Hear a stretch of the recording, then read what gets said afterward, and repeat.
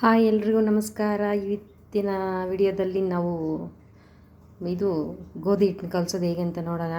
ನಾನಿವತ್ತು ನನಗೆ ಮೆಜರ್ಮೆಂಟಲ್ಲಿ ತೊಗೊತಾ ಇದ್ದೀನಿ. 1 ಕಪ್ ಇದು 250 ml 1 ಕಪ್ ಹಾಕೋಣ. ಮತ್ತು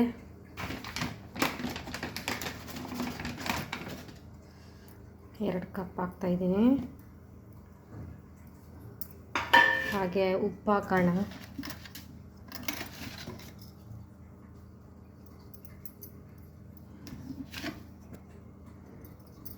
ಹಾಕ್ಬಿಟ್ಟು 2 ಕಪ್ಗೆ ಒಂದು ಸ್ಮಾಲ್ ಪಿಂಕ್ ಇದರಲ್ಲಿ ಕಪ್ಪಲ್ಲಿ 1/4 ಸ್ಪೂನಷ್ಟು ಉಪ್ಪು ಹಾಕಿದ್ದೀನಿ. ಈಗ ನೀರು ಹಾಕಿ ಸ್ವಲ್ಪ ಕಲಸೋಣ. ಸ್ವಲ್ಪ ನೀರು ಹಾಕಿ ಕಲಿಸ್ಕೋಬೇಕು. ಹಿಂಗೆ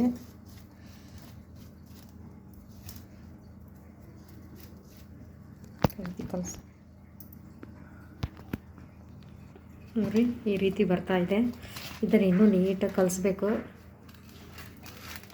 ನೀಟಾಗಿ ಕಲಿಸ್ತಾ ಇದ್ರೆ ಬರುತ್ತೆ. ನೋಡಿ ಈ ಥರ ಮುದ್ದೆ ಥರ ಆಗಿದೆ. ಇದನ್ನು ಇನ್ನೂ ಚೆನ್ನಾಗಿ ಈ ಥರ ಫೋಲ್ಡ್ ಮಾಡಿ ಮಾಡಬೇಕು. ಇನ್ನೂ ಚೆನ್ನಾಗಿ ಬರುತ್ತೆ.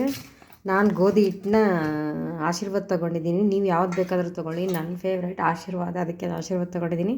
ನೀವು ಯಾವ ಗೋಧಿ ಹಿಟ್ಟಾದರೂ ತೊಗೋಬೋದು. ಹೀಗೆ ಸ್ವಲ್ಪ ಹಿಂಗೆ ಮಾಡ್ತಾ ಇರೋಣ ಸ್ವಲ್ಪ ಹೊತ್ತು, 5 ನಿಮಿಷ.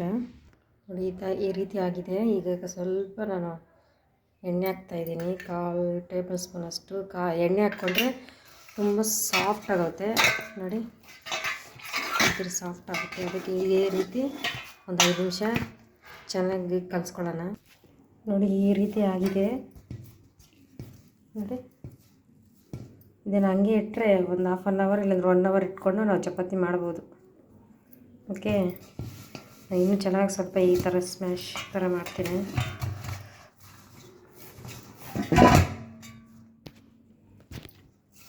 ನೋಡಿ ಮುದ್ದೆ ಥರ ಆಗ್ಬಿಟ್ಟಿದೆ. ಇದನ್ನು ನಾನು ಒಂದು 1/2 hour ಫ್ರಿಜ್ಜಲ್ಲಿ ಇಡ್ತೀನಿ, ಇಲ್ಲಾಂದರೆ 1 hour. ನೀವು ಬೇಕಾದರೆ ಹೊರಗಡೆ ಇಟ್ಟು ಮಾಡ್ಕೋಬೋದು, ಇಲ್ಲಾಂದರೆ ಫ್ರಿಜ್ಜಲ್ಲಿ ಇಟ್ಟರು ಚೆನ್ನಾಗಿರುತ್ತೆ. ಫ್ರಿಜ್ಜಲ್ಲಿ ಇಟ್ಟರೆ ಸ್ವಲ್ಪ ಗಟ್ಟಿ ಇದು ನೋಡಿ, ಇಷ್ಟೊಂದು ಮೆತ್ತಗಿದೆ. ಇನ್ನು ಸ್ವಲ್ಪ ಗಟ್ಟಿ ಬರುತ್ತೆ ಮತ್ತು ಚೆನ್ನಾಗಿ ಚಪಾತಿ ಹಿಂಗೆ ನಾವು ಲಟ್ಸ್ತಾ ಇರ್ತೀವಲ್ಲ, ಅದು ತುಂಬ ಚೆನ್ನಾಗಿರುತ್ತೆ. ಅದಕ್ಕೆ ಫ್ರಿಜ್ಜಲ್ಲಿ ಇಟ್ಟರೆ ತುಂಬ ಇನ್ನೂ ಚೆನ್ನಾಗಿ ಬರುತ್ತೆ.